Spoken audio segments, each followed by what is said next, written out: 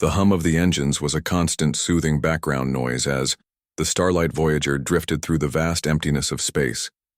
The ship was a marvel of modern engineering, designed not just for utility but for luxury. It boasted wide, observation windows that offered breathtaking views of the cosmos, plush seating areas with soft lighting, and an air of exclusivity that made every passenger feel like royalty. Among those aboard was Matthew Carter, a man whose presence seemed almost out of place in such opulence. Matthew wasn't your typical first-class traveler. He didn't wear tailored suits or carry briefcases filled with business proposals. Instead, his clothes were practical yet comfortable, a dark jacket over a simple shirt, and his hands bore faint smudges from years spent working on aircraft and spacecraft alike. Matthew was an aviator, someone who had dedicated his life to flying, machines across the skies of Earth and beyond. But what set him apart even more was his passion for ethical space exploration. To him, humanity's reach into the stars shouldn't come at the expense of other worlds, or their inhabitants. As he sat by the large window sipping coffee, Matthew gazed out at the endless expanse of stars. His thoughts wandered to the debates. He often found himself in back home.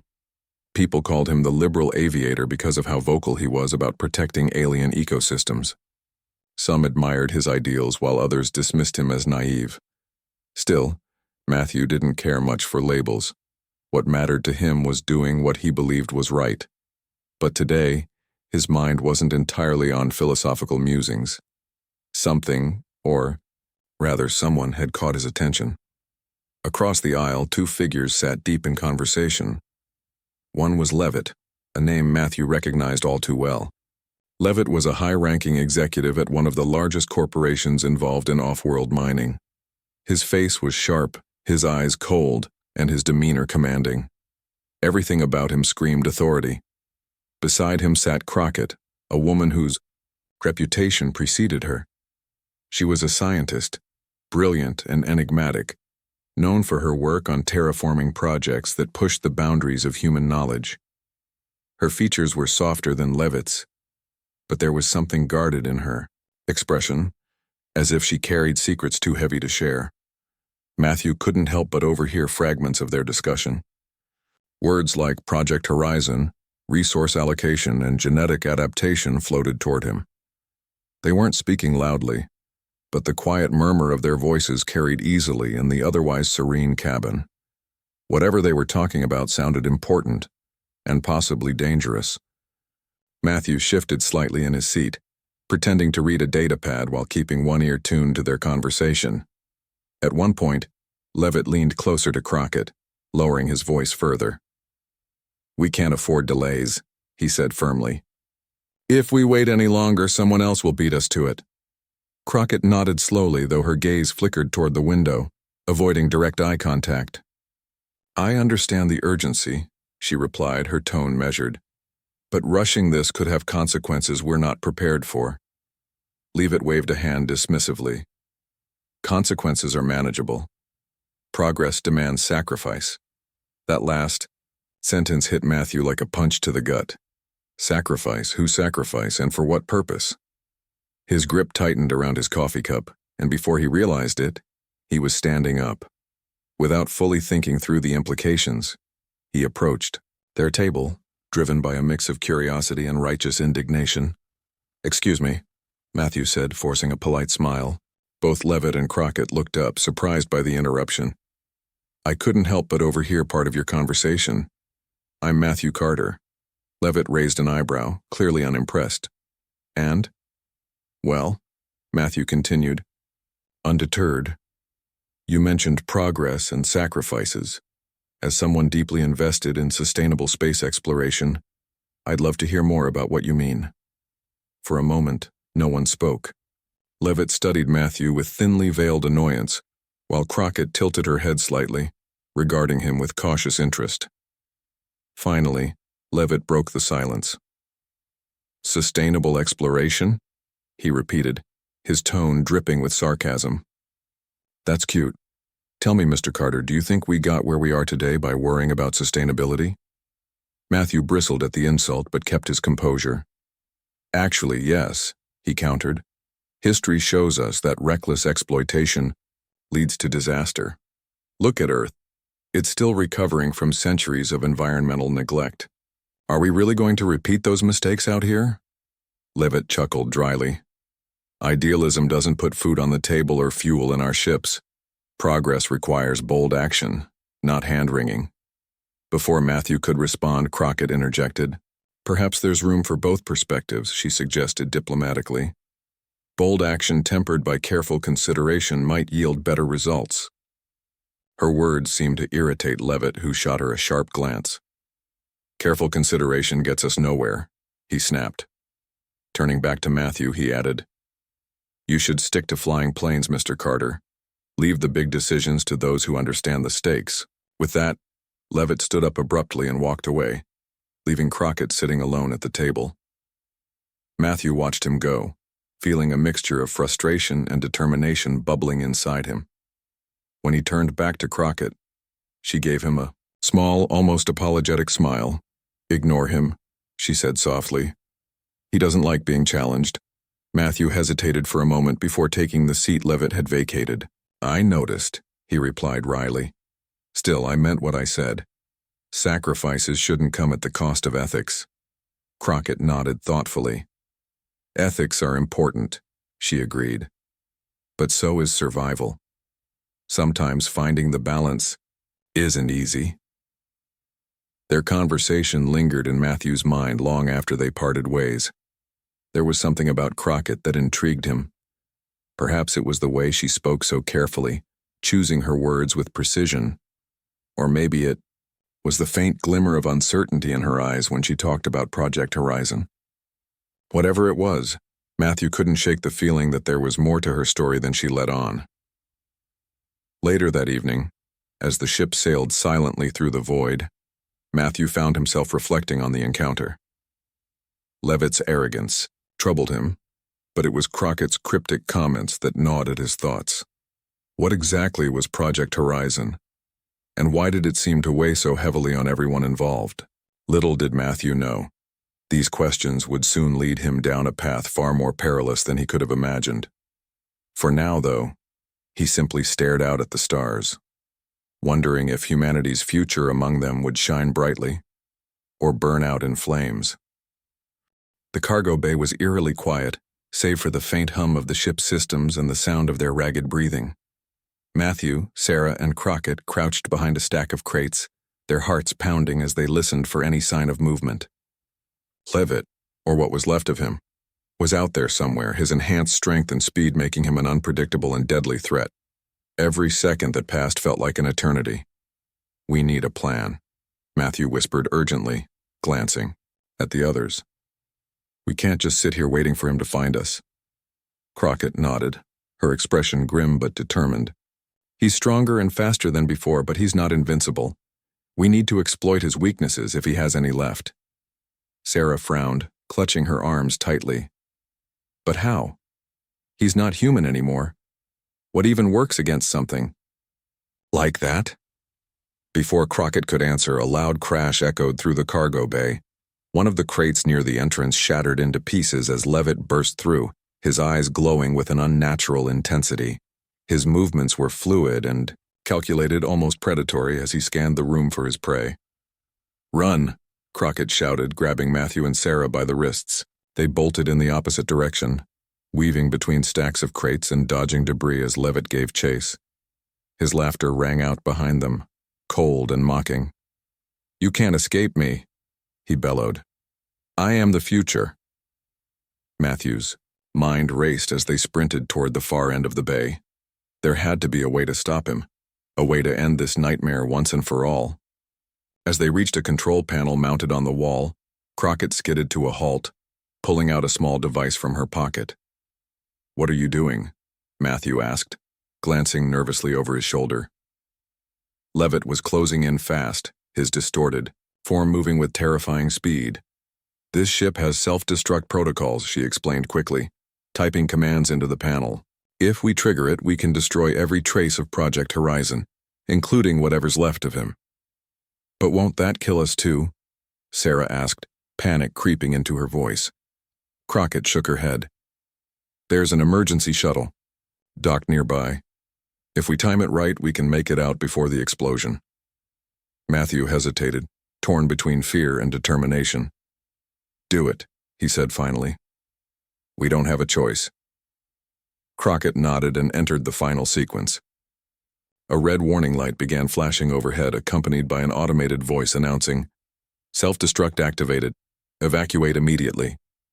Leavitt roared in fury, realizing what they were doing. With a surge of unnatural energy, he leapt across the room, landing mere feet away from them. His face twisted into a snarl, revealing teeth that seemed sharper than before. "You think you can destroy me?" he spat, advancing menacingly.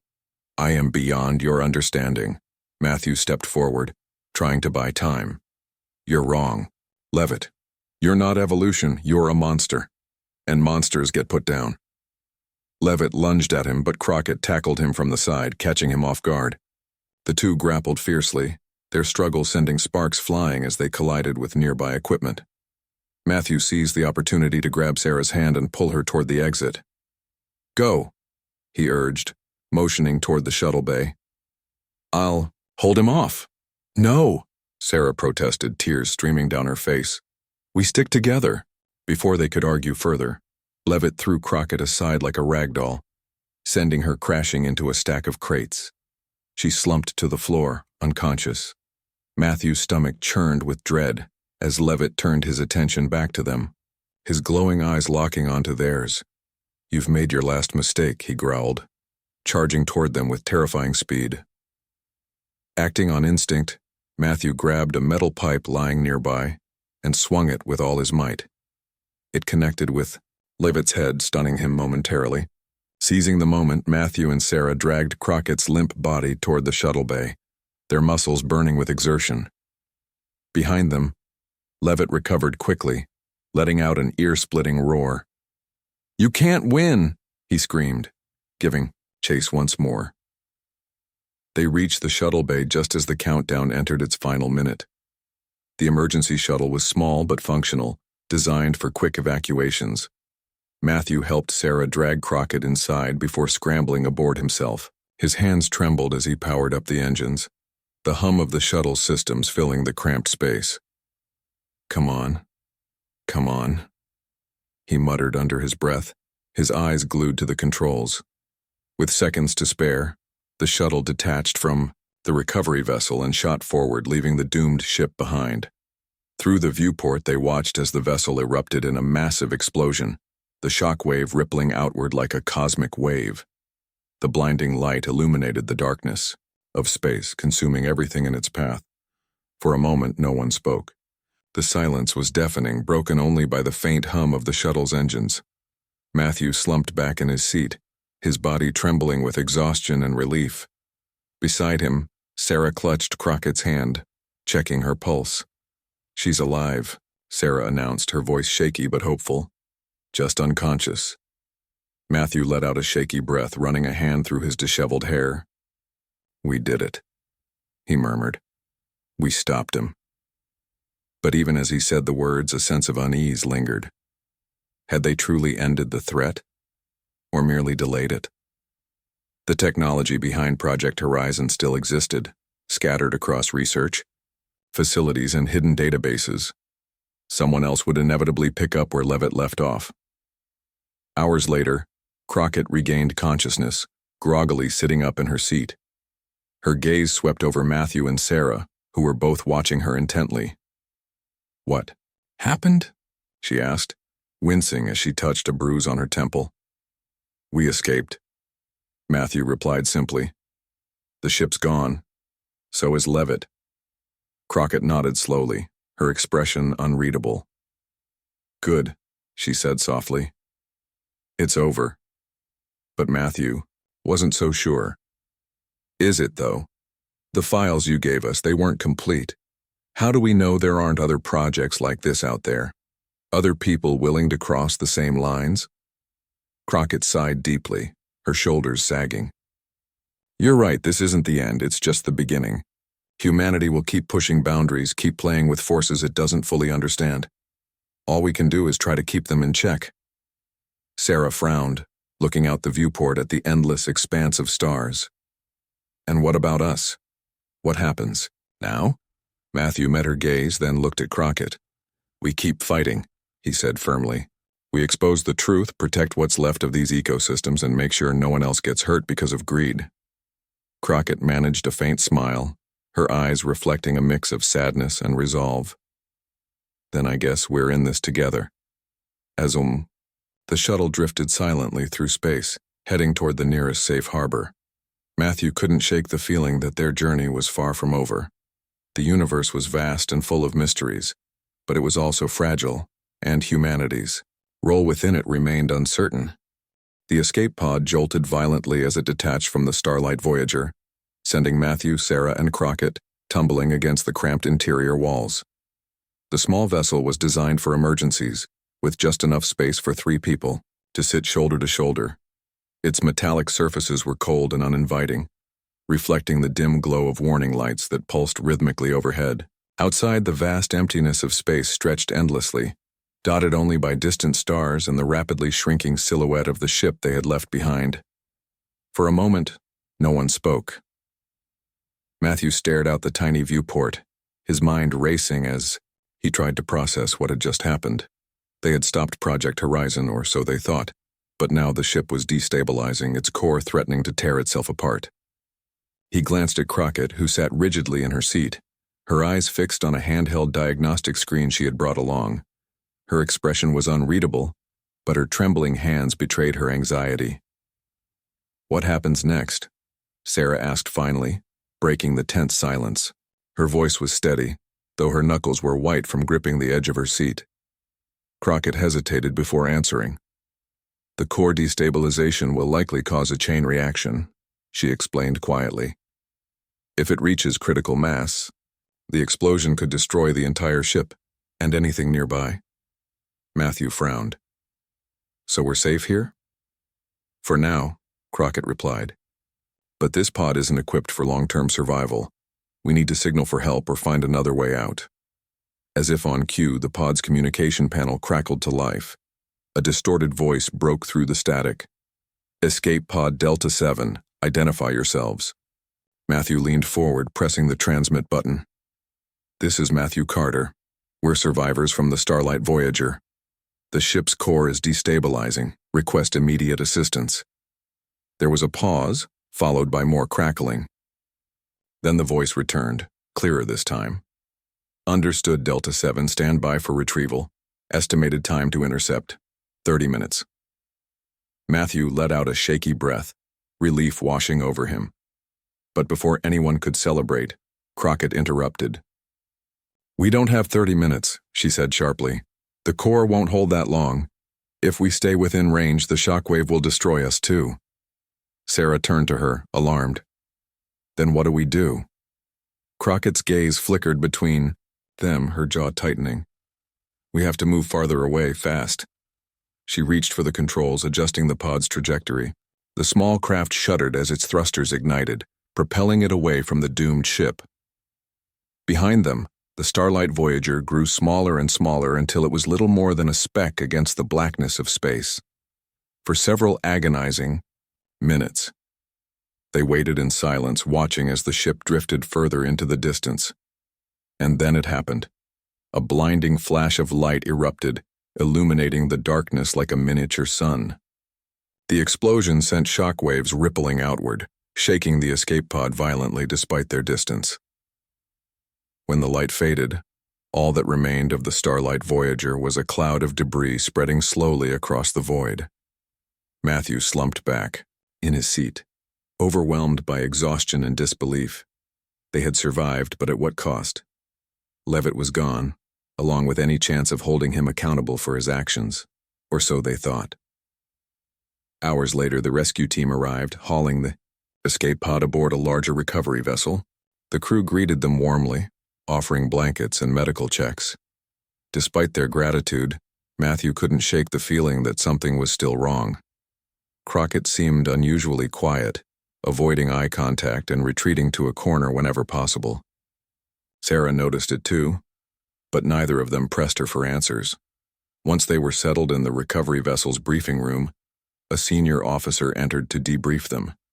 His name was Daniel Harper, a tall man with kind eyes and an air of authority. He listened intently as Matthew recounted the events leading up to their escape, nodding occasionally but asking few questions. When Matthew mentioned Project Horizon, however, Harper's expression darkened. "I've heard rumors about that project," he admitted cautiously. "Illegal experiments, genetic manipulation. Nothing confirmed, of course. But if what you're saying is true, we need evidence to take action." Matthew handed over the data drive Crockett had given him earlier. "This contains everything," he said firmly. "Proof of Leavitt's plans, test results, internal communications. It's all there." Harper accepted the drive, his expression grim. "I'll make sure this gets to the right people. In the meantime, you should rest. You've been through a lot." As Harper left the room, Matthew turned to Crockett, expecting some sign of relief or satisfaction. Instead, she looked uneasy, almost guilty. "What's wrong?" he asked gently. She hesitated, her gaze dropping to the floor. "I didn't tell you everything," she admitted softly. "About the data drive. About me." Matthew felt his stomach tighten. "What do you mean?" Crockett took a deep breath as if steeling herself for what she was about to say. "The files on that drive, they're not complete. I edited them before giving them to you. Some details are missing. Key details." "Why would you do that?" Sarah demanded, her voice rising. "After everything we went through, you lied to us?" "It wasn't a lie," Crockett insisted. "Not exactly. I needed you to trust me, to believe I was on your side. But the truth, the full truth, it's complicated." Matthew stared at her, his frustration mounting. "Then explain it. Now." Crockett nodded reluctantly. Project Horizon wasn't just about altering ecosystems. It was also about integrating alien DNA into human biology, to adapt humans to survive in hostile environments without terraforming. Leavitt saw it as the ultimate solution to colonization. But the experiments, they weren't stable. Subjects began showing signs of changes, unpredictable ones. Matthew's blood ran cold. Changes? What kind of changes? "Physical, mental, emotional," Crockett replied. "Some became stronger, faster, smarter. Others lost themselves entirely, became something else." "And you knew this?" Sarah whispered, horrified. "Yes," Crockett admitted. "That's why I joined the project initially, to stop it. But when I realized how far they'd gone, I started working against them from the inside. I sabotaged tests, altered data, delayed progress wherever I could. But I couldn't stop it completely, not without risking exposure." Matthew shook his head, struggling to process what he was hearing. "So what does this mean for us? For everyone?" Crockett's voice dropped to a whisper. "It means the experiments aren't over. Even with the ship destroyed, the technology still exists, and someone else will pick up where Leavitt left off, unless we stop them first." Before anyone could respond, the door to the briefing room slid open. To their shock, a familiar figure stepped inside. It was Leavitt, or at least someone who looked like him. His face was pale, his eyes gleaming with an unnatural intensity. There was something different about him, something wrong. "You thought you could stop me?" he sneered, his voice colder than before. "You underestimated what Project Horizon can achieve." Matthew instinctively stepped in front of Sarah and Crockett, his heart pounding. "How are you alive?" he demanded. Leavitt smiled, a cruel, predatory smile. "Let's just say I volunteered for the final phase of testing, and now I'm more than human." Without warning, he lunged forward, moving faster than should have been possible. Matthew barely had time to react before Leavitt grabbed him by the collar, lifting him off the ground with ease. His strength was terrifying, his grip unbreakable. "Run!" Matthew choked out, his words barely audible. Sarah and Crockett didn't hesitate. They bolted toward the exit, leaving Matthew struggling in Leavitt's grasp. But just as Leavitt raised his free hand to strike, a loud bang echoed through the room. He staggered back, releasing Matthew as a dark figure emerged from the shadows. It was Daniel Harper holding a smoking stun pistol. "Get out of here!" he shouted, firing again. Matthew scrambled to his feet, joining Sarah and Crockett as they fled down the corridor. Behind them, Leavitt roared in fury, his voice echoing unnaturally. Whatever he had become, it was clear he wouldn't give up easily. They found refuge in the ship's cargo bay, barricading themselves behind stacks of crates. Breathing heavily, Matthew turned to Crockett, his anger boiling over. "You said you wanted to stop him. This is your fault." "No," Crockett replied, her voice trembling but resolute. "This is exactly why I tried to warn you. Humanity isn't ready for this kind of power. But stopping it, that's going to take more than just exposing the truth." Sarah clutched, her arms tightly, her face pale. "What do we do now?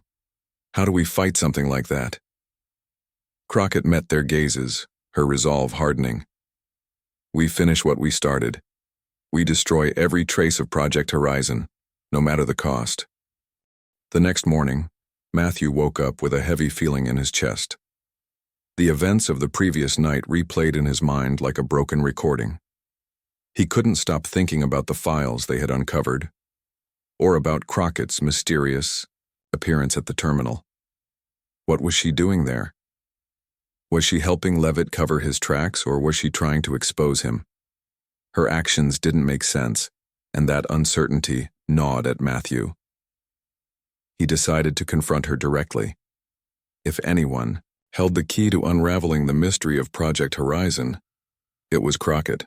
After grabbing a quick breakfast, he wandered through the ship until he found her sitting alone in the observation lounge. She was staring out at the stars again, her expression unreadable. Matthew approached cautiously, unsure of how she would react. "Can we talk?" he asked, keeping his voice calm. Crockett glanced at him but didn't object. "Sure," she said, gesturing for him to sit. "What's on your mind?" Matthew hesitated, weighing his words carefully. "I need to know where you stand," he said finally. "You're involved in Project Horizon, but I can't tell if you're working with Leavitt or against him." Her lips tightened, and for a moment she looked away. When she spoke, her tone was guarded. "It's complicated," she admitted. "Leavitt has resources and influence. He doesn't care about consequences, only results. But some of us, well, we try to mitigate the damage." "Mitigate?" Matthew repeated, his frustration bubbling to the surface. "From what I've seen, this isn't mitigation. It's destruction. You're altering entire ecosystems, wiping out species without even knowing the long-term effects." Crockett sighed deeply, running a hand through her hair. "Do you think I don't know that? Do you think I'm blind to the risks? But sometimes you have to work within the system to change it. Going rogue isn't an option, not when lives are at stake." Matthew leaned forward, his voice firm. "Then let me help. Whatever evidence you have, whatever proof you're gathering, share it with me. Together we can stop this before it goes too far." For a long moment, Crockett didn't respond. Her eyes searched his face as if trying to gauge his sincerity. Finally, she nodded slowly. "All right," she said quietly, "but not here. Meet me in the engineering bay tonight at midnight. And don't tell anyone, not even your journalist friend." That night, Matthew waited anxiously in his cabin until the clock struck 12. He slipped out quietly, careful not to draw attention. The ship was eerily silent, most passengers asleep in their rooms. As he made his way to the engineering bay, he felt a growing sense of unease. Something about this whole situation felt off, but he pushed the thought aside. He trusted Crockett, or at least he wanted to believe she was on his side. When he arrived, she was already there, standing near a control panel surrounded by blinking lights and humming machinery. In her hands, she held a small device, a data drive. Without saying a word, she handed it to him. "This contains everything," she whispered. "Proof of Leavitt's plans, test results, internal communications. It's enough to shut down Project Horizon, if you can get it to the right people." Matthew took the drive, his heart pounding. "Why give this to me now?" he asked. "Why not sooner?" Crockett hesitated, her gaze flickering toward the door. "Because time is running out," she said grimly. "Leavitt plans to activate the final phase of the project during this voyage. Once it's done, there's no going back." Before Matthew could ask more questions, the sound of footsteps echoed down the corridor. Both of them froze, their eyes locking in alarm. A figure appeared in the doorway. It was Leavitt, flanked by two burly crew members. "Well, well," Leavitt sneered, stepping into the room. "What do we have here? A little midnight rendezvous?" Matthew instinctively stepped in front of Crockett, shielding her from view. "Stay back," he warned, though he knew he was no match for Leavitt's henchman. Leavitt chuckled darkly. Brave words for someone so outnumbered. He turned his attention to Crockett, his expression hardening. "I should have known you'd betray me. You always were too soft." "I'm not the traitor here," Crockett shot back, her voice steady despite the tension. "You're playing with forces you don't understand. This isn't just about profit, it's about survival.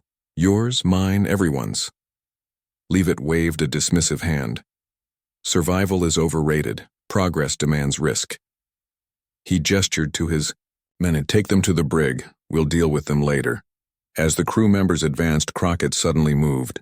With surprising speed, she pressed a button on the control panel, causing alarms to blare throughout the ship.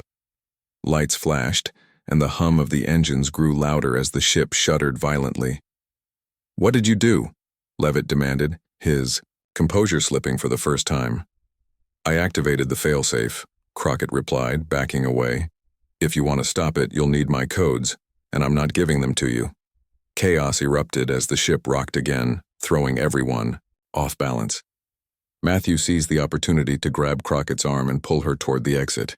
They sprinted down the corridor, dodging falling debris and panicked passengers who had been roused by the commotion. Behind them, Leavitt shouted orders, his voice laced with fury. "Find them! Don't let them escape!" Matthew and Crockett ducked into a service tunnel, their breathing ragged as they tried to put distance between themselves and their pursuers. "Where are we going?" Matthew panted. "To the bridge," Crockett replied. "We need to override the system manually. If we don't, the activation sequence will complete, and there's no telling what will happen." They emerged onto a lower deck, finding Sarah waiting for them near an emergency hatch. She looked relieved but also terrified. "I heard the alarms," she explained quickly. "What's going on?"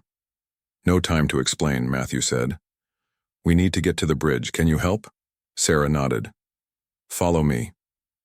Together, the three of them raced through the labyrinthine corridors of the ship, dodging obstacles and avoiding detection. Along the way, Matthew filled Sarah in on the basics: Leavitt's plan, Crockett's betrayal-turned-alliance, and the data drive that could expose everything. When they finally reached the bridge, they found it deserted. The crew must have evacuated during the chaos.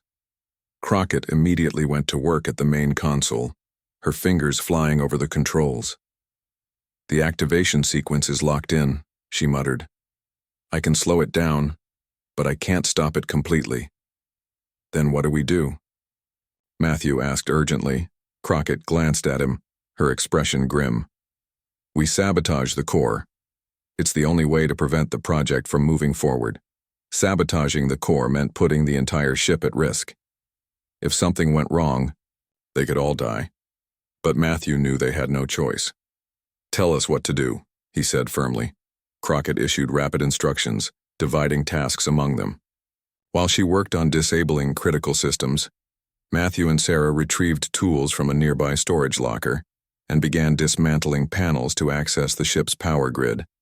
Time seemed to blur as they worked feverishly, sweat dripping down, their faces and their hands trembling from exhaustion. Suddenly, the door to the bridge burst open. Leavitt stormed in, his face red with rage. "You fools!" he bellowed. "Do you have any idea what you're doing? You're destroying years of work. You're destroying planets." Matthew shot back, refusing to back down. "This ends now." Leavitt lunged toward Crockett, but Matthew intercepted him, tackling him to the ground. They grappled furiously, each fighting for control. Meanwhile, Sarah and Crockett continued their efforts, ignoring the struggle unfolding behind. Then with one final keystroke, Crockett disabled the activation sequence. The alarm stopped blaring and the ship stabilized. Exhausted but triumphant, she turned to face the others. "It's done," she announced. "Project Horizon is offline, for now." But just as relief began to wash over them, the ship lurched violently once more. The lights flickered and a strange, low-pitched hum filled the air. Matthew staggered to his feet, looking around in confusion. "What's happening?" Crockett's face paled as she checked the monitors. "The core. It's destabilizing. Sabotaging the system caused a chain reaction. We need to evacuate. Now." Without hesitation, the four of them bolted from the bridge, racing toward the nearest escape pods. As they ran, Matthew couldn't shake the feeling that they had only delayed the inevitable. Whatever Project Horizon truly was, its shadow loomed larger than ever. The next morning, Matthew woke up early and decided to take a walk through the ship's observation deck. The area was designed to give passengers a sense of floating in space, with massive windows that curved overhead like a dome. Stars stretched endlessly beyond the glass, their light dancing faintly against the darkness. It was peaceful, almost meditative, but Matthew couldn't shake the unease that had settled in his chest after the conversation with Leavitt and Crockett. As he strolled along the quiet corridor, he noticed someone sitting alone at a small table near the window. It was Crockett. She had a data pad in front of her, though she wasn't looking at it. Instead, her gaze was fixed on the stars outside, as if lost in thought. Matthew hesitated for a moment, unsure whether to approach her again. But curiosity got the better of him and he walked over. "Mind if I join you?" he asked cautiously. Crockett turned her head slightly, her expression softening when she saw who it was. "Not at all," she replied, gesturing toward the empty seat across from her. "I could use some company." Matthew sat down, glancing briefly at the data pad on the table. Its screen displayed rows of data and diagrams he didn't recognize. Before he could ask about it, Crockett leaned back in her chair and let out a long sigh. "You're persistent, aren't you?" she said with a faint smile. "I guess so," Matthew admitted. "But I think persistence is important when something doesn't sit right." Crockett raised an eyebrow. "And what exactly doesn't sit right with you?" "You mentioned Project Horizon yesterday," Matthew began carefully. "It sounded significant, and Leavitt's attitude didn't help. He talks about progress like it's above everything else, as if ethics don't matter." Crockett studied him for a moment before responding. "Leavitt sees things in black and white," she said finally. "To him, success means achieving goals no matter the cost. But not everyone shares his perspective." "And yours?" Matthew pressed gently. "Where do you stand?" Her lips twitched into a wry smile. "Let's just say I'm still figuring that out." She paused, then added, "Project Horizon isn't just one thing, it's many things. Some parts are promising, others less so. But I can't say more than that." Matthew frowned. Her evasiveness only deepened his suspicions. "If it involves sacrifices, real sacrifices, you should be careful. People have a way of justifying bad decisions when they think the ends justify the means." Crockett nodded slowly, her eyes distant. "You're not wrong. But sometimes the hardest choices are the ones we have to make anyway." Before Matthew could respond, a voice interrupted them. "Still chatting, I see." They both looked up, to find Leavitt standing nearby, arms crossed and a smirk playing on his lips.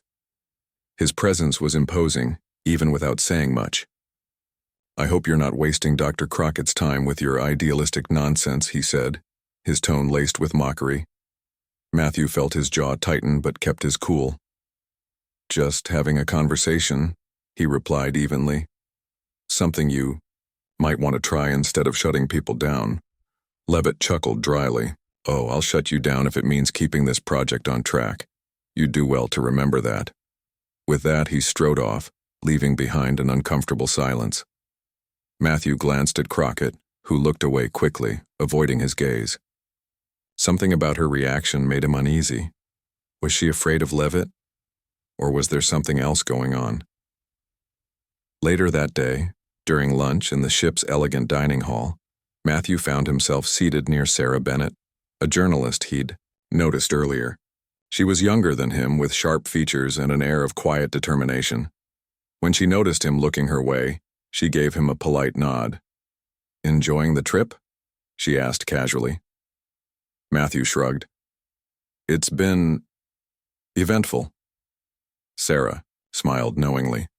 "You mean because of Leavitt and Crockett?" He blinked in surprise. "You heard about that?"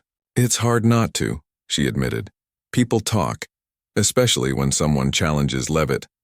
He doesn't take kindly to dissent." Matthew leaned closer, lowering his voice. "What do you know about him? Or Project Horizon?" Sarah hesitated, glancing around to make sure no one was listening. "Not much officially," she admitted. "But rumors spread fast in places like this. Some say Leavitt's company is involved in illegal experiments, genetic manipulation, terraforming without proper oversight. If those rumors are true, Project Horizon might be connected." Matthew's stomach sank. Genetic manipulation? That sounded far worse than anything he'd imagined. "Why hasn't anyone stopped him?" he asked. "Because he has power," Sarah replied bluntly. "Money, influence, resources.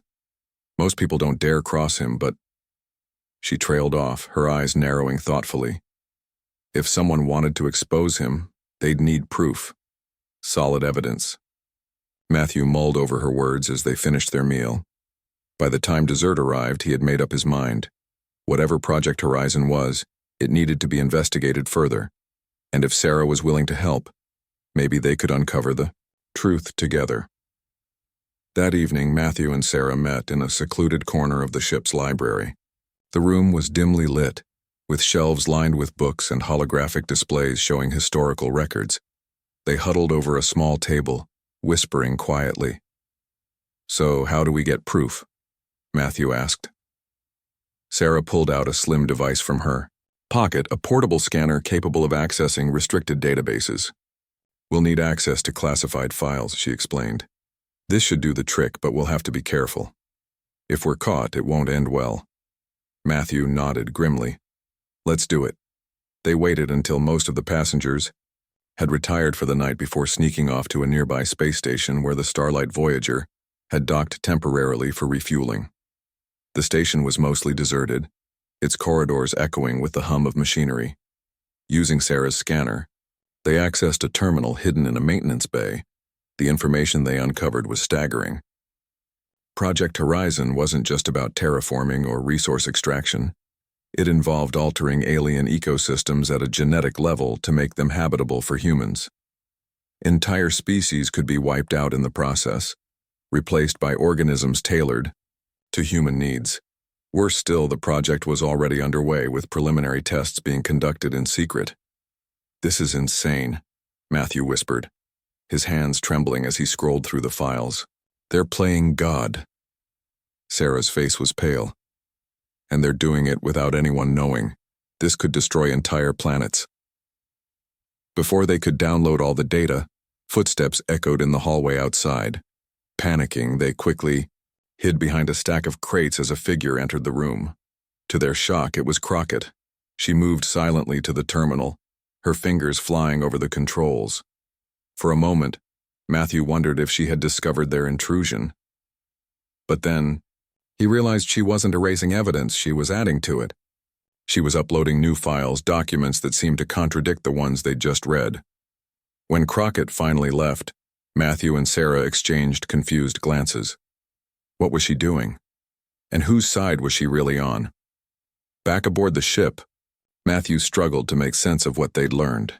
Sarah promised to analyze the files further, but for now, they agreed to keep their findings to themselves. As Matthew lay in bed that night, staring at the ceiling, his thoughts raced. Leavitt was ruthless, Crockett was unpredictable, and Project Horizon was a ticking time bomb.